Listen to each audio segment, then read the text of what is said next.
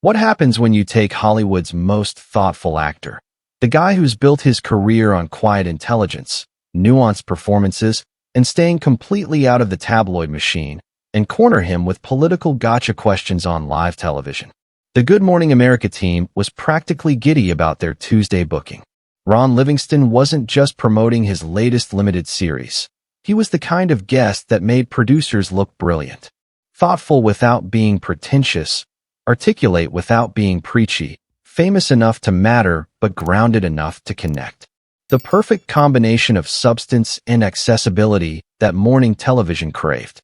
As Ron settled into the studio chair, adjusting his understated navy blazer with the casual confidence that had made him a casting director's dream for over 20 years, everyone assumed they were in for one of those rare interviews that actually elevated the conversation. The kind that reminded viewers why they loved both the actor and the medium. The familiar GMA set glowed with its signature warmth, the carefully calibrated lighting designed to make every guest look their absolute best. The studio audience was already charmed by Ron's easy smile and self-deprecating humor during the commercial break, setting up what should have been 20 minutes of engaging, intelligent television. Robin Roberts opened with genuine enthusiasm. She said, "We're so pleased to welcome Ron Livingston to the show this morning. Ron, thank you for being here with us." Ron's smile was warm and authentic, his voice carrying that distinctive blend of intelligence and accessibility that had made him perfect for everything from romantic comedies to prestige dramas. He said, "Thanks for having me, Robin. Always a pleasure to be here." George jumped in with apparent excitement about the project. He said, "Ron, your new series is getting incredible critical acclaim. Tell us about what drew you to this particular story." Ron leaned forward with obvious passion for the work. He said, "You know, George, it's a story about ordinary people facing extraordinary circumstances and how we find meaning in the midst of chaos. Those are the kinds of stories that have always fascinated me as both an actor and a viewer." The conversation flowed beautifully for the first 18 minutes. Ron discussed his approach to character development, shared insights about working with the ensemble cast, and offered thoughtful observations about the current golden age of television. His responses were articulate, engaging, and exactly what morning show producers dreamed of, substance without pretension. Then George Stephanopoulos decided to blow up the entire interview. He said, "Ron, you've built this reputation as one of our most intelligent actors, someone who clearly thinks deeply about the world. But you've been notably absent from political discourse. Given your platform and obvious intellectual capacity, don't you feel an obligation to speak out on the critical issues facing our democracy?" The question landed like a trap springing shut. Ron's relaxed demeanor shifted subtly, his expression becoming more careful and alert. He said thoughtfully, "George, I've always believed that the most responsible thing I can do is focus on what I know best: storytelling, character development, bringing authentic performances to audiences. I prefer to let my work speak for itself."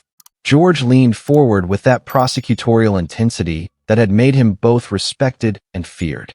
He said, "But Ron, when we're facing threats to voting rights, when reproductive freedom is under attack, when climate change threatens our planet's future, isn't intellectual silence actually a form of complicity?" The other hosts exchanged uncomfortable glances. This aggressive pivot wasn't what they had discussed in the pre-show meeting. Ron's eyes sharpened slightly, his legendary thoughtfulness now focused like a laser. He said, "George, I think you're making some significant assumptions about what constitutes intellectual engagement. Not all thinking happens in public forums." George's voice took on a more confrontational edge. He said, "But you have a platform, Ron. You have influence. When intelligent people like yourself stay silent while democracy is under assault, what message does that send to your fans who look up to you?" That's when something shifted in Ron's expression. Not anger, but the kind of focused intensity that had made his performances so compelling. He said slowly, "George, are you suggesting that my value as an intellectual is determined by how publicly I perform my political beliefs?" His voice remained calm, but there was a new precision to it that made everyone in the studio pay closer attention. Are you implying that unless I turn every interview into a political statement, I'm somehow failing in my responsibilities as a thinking person? The studio was getting quieter, the audience sensing they were about to witness something unprecedented. George doubled down, clearly believing he was asking important questions about celebrity responsibility. He said, "I'm suggesting that in times like these, neutrality isn't really neutral. When democracy itself is at stake, when fundamental rights are being stripped away, staying quiet is taking a side." Ron stood up with fluid grace, but there was something different about his presence now, something that reminded everyone he wasn't just an actor, but someone who had spent decades studying human behavior, political systems, and social dynamics. He said, "Democracy is at stake? George, let me tell you about democracy. Democracy is the right to think for yourself without being shamed for your conclusions.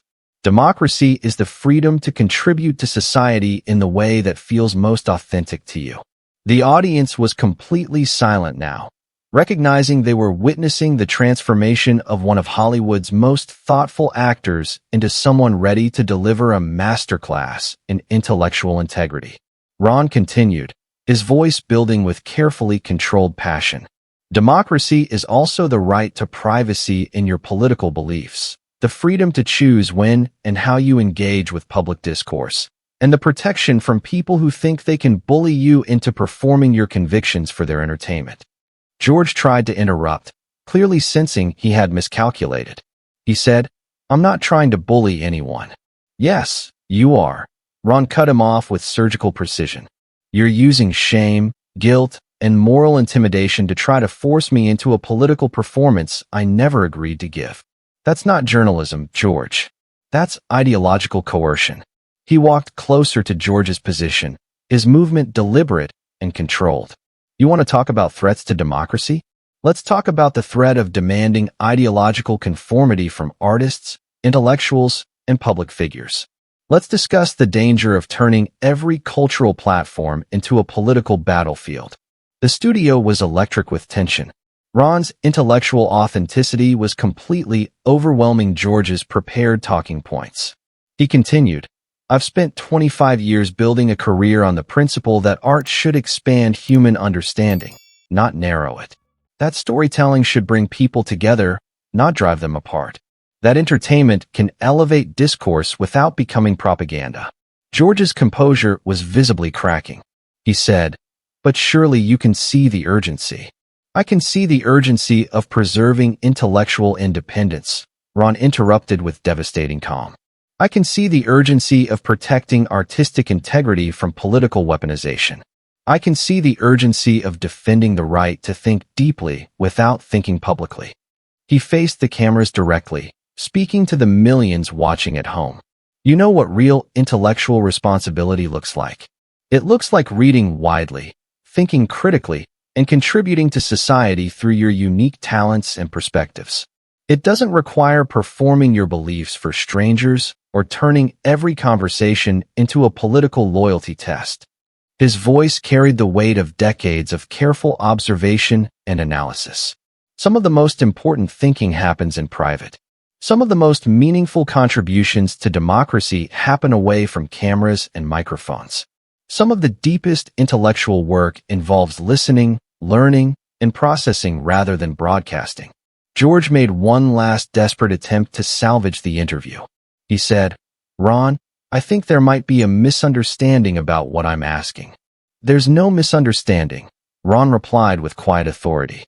"You've made it perfectly clear that my 25 years of professional work, my commitment to authentic storytelling, and my dedication to elevating human discourse through art mean nothing unless I also become your political spokesperson." He grabbed his jacket with deliberate precision, his movements calm but final. "Well, George, I've got news for you. I didn't become an actor to satisfy your political expectations. I didn't build my career to perform ideology for morning television. And I'm certainly not going to compromise my intellectual integrity to meet your definition of public engagement." As he put on his jacket, he delivered the line that would be analyzed and quoted for years to come. "You want to know what intellectual courage really looks like? It looks like defending the right to think independently. It looks like protecting artistic expression from political contamination. It looks like having the integrity to walk away when someone tries to turn your mind into their megaphone. The studio was completely silent as he walked toward the exit. I'm proud of every role I've chosen. I'm proud of every story I've helped tell. I'm proud of the intellectual honesty I've maintained throughout my career. And I'm not going to let anyone shame me for choosing depth over performance, substance over spectacle. He stopped at the exit and turned back one final time. To everyone watching who's tired of being told that private thinking isn't enough, your intellectual life belongs to you. Your political beliefs deserve protection from public performance demands. Your contribution to democracy doesn't require anyone else's validation. His voice carried across the studio with absolute conviction. And your worth as a thinking person isn't determined by how loudly you agree with the approved positions.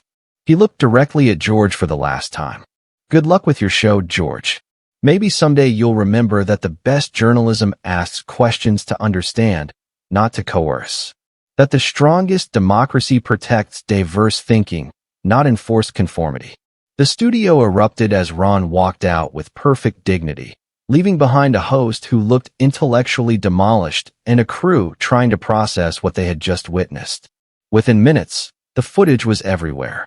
The moment when Hollywood's most thoughtful actor finally drew a line in the sand became required viewing for anyone interested in the intersection of art, politics, and intellectual freedom. The revolution wasn't just in watching a cerebral actor defend his right to privacy. It was in seeing what happens when real intelligence meets artificial pressure, when genuine thoughtfulness encounters performative politics, when intellectual integrity refuses to compromise itself for public approval. Ron Livingston had reminded America that the most dangerous person in any room isn't the loudest or the angriest. It's the one who's been quietly watching, thinking, and taking notes. And when that person finally speaks, everyone listens.